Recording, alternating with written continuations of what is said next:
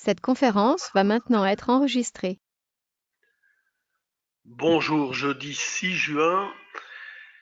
Les marchés restent toujours extrêmement hésitants, sans grosse densité autour du prix d'équilibre, ce qui permet des écarts assez rapides pour pas grand-chose. Bon, l'ambiance est correcte, hein, il y a pas trop de malaise, mais bon, on a décidé, nous, de jouer plutôt la baisse sur des rebonds, c'est-à-dire vendre le mieux possible, partant du fait que 5003, 5330 pouvait être considéré comme un niveau pivot sous lequel on vendait, sur et sous lequel on vendait, et au-dessus duquel on achète. On sert pas mal des options, on a vendu de la vol aussi, c'est-à-dire que ça nous couvre si le marché se retourne en vendant des puts, par exemple, on encaissera si jamais le marché repasse au-dessus des 5330.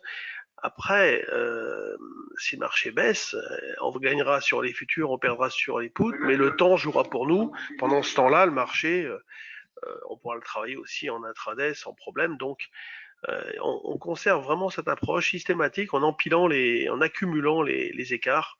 On fait ça sur l'euro-dollar également. On est toujours vendeur sur l'euro-dollar. Dans le trade du jour, on l'a bien expliqué. Et on a fait vendre à 1,1285, quelque chose comme ça. Et ce matin encore, on va rejouer à peu près les mêmes niveaux. Sur le DAX, on joue 12 020. On vient de le faire un instant, là, 12 020. Donc là, on a vendu sur ce niveau. Le futur, on vend vers 90 également, comme hier. Même si on passe au-dessus, on vend dans cette zone un petit peu. Donc voilà, ce sont des zones de vente pour scalper, pour jouer des écarts, 20 points, ça dépend. On a quand même été chercher 60 hier, hein, donc trentaine de points de repli. Les news, c'est toujours la même chose. Est-ce qu'on va attendre la BCE aujourd'hui? C'est vrai que le contexte est très tendu, nouvelle dégradation des perspectives, certainement. La Banque centrale devrait réviser donc à la baisse son scénario économique, renforcer le caractère accommodant de ces outils monétaires. Bon, ça c'est quelque chose d'attendu. Donc est-ce que ça agira dans le bon sens sur le marché? C'est pas évident parce que ça peut être ok, donc c'est plus une surprise, ça pourrait être déjà anticipé par les marchés. Il y avait tout quand même ces derniers temps pour que le marché se casse la figure et puis voilà, il a tenu. Sur les actions, c'est la misère, hein. Ça démarre, ça repart à la baisse. Alors Denov hier, c'était vraiment folklorique, hein. Elle part très fort et puis derrière, elle repère tout. C'était assez incroyable. Là, bon, ce matin, j'ai pas trop regardé les actions parce que quand c'est comme ça, quand l'ambiance est aussi pourrie que ça, bon, il y a Renault évidemment qui rebaisse, ok, oui, il n'y a pas grand-chose, Nicox, bon, elle, elle est croisée moyenne ici, c'est pas mal. On pourrait déclencher un achat au-dessus de 5,20 par exemple, sur Nicox. Transgène est bien montée, j'en avais revendu ici. Ouais, j'aurais dû tout vendre. Gossin, elle fait rien, ça c'est pourri, pourri, pourri. Et Visiomètre, c'est pourri. Bon, bah, il n'y a pas grand-chose. En tout cas, en variation de volume, il n'y a pas grand-chose.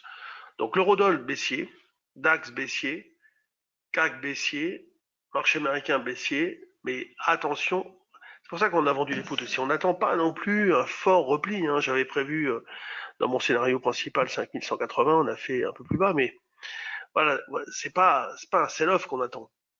D'ailleurs, au niveau des gestions, ça ne bouge pas trop.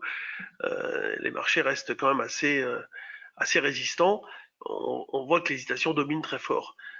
Sur donc cette possibilité de vendre euh, ici, j'avais envisagé pour les turbos de choisir des turbos donc sur l'échéance juin par exemple. Alors, soit on prend très près, c'est-à-dire qu'on va chercher un 330, considérant que c'est mon point de rupture, l'inflexion le plus proche. On pourrait considérer qu'au-dessus de 330, on neutralise la situation. Donc ce turbo serait le plus agressif à prendre, vous voyez. C'est-à-dire que vous dites, si je crois que Perceval a de bonnes idées, si je prends 330 comme retournement, ça peut être le stop. Voilà, ça peut être le stop.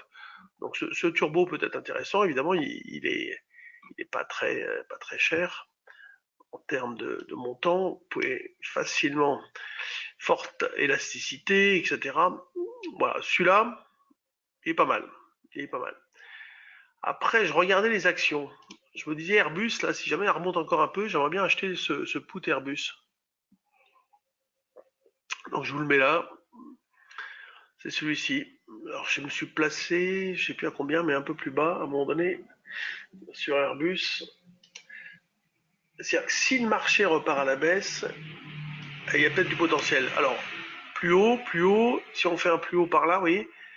Bon, c'est pas non plus la catastrophe, hein. Il n'y a pas eu un signal de vente très marqué. On a fixé une situation. En gros, le signal de vente, il se déclencherait sous 112 essentiellement. Moi, c'est un truc que je jouerais un peu comme un joker. Je le mettrais de côté parce qu'elle pourrait être sensible à un retournement des marchés. Voilà. Et les marchés, pour l'instant, ils résistent encore méchamment bien. C'est tout le problème. Bon, je vous laisse. Bonne journée. Mathieu sera là lundi. Il est parti jeudi, vendredi. Là. Donc, demain, je serai à nouveau avec vous. Bonne journée donc et à demain.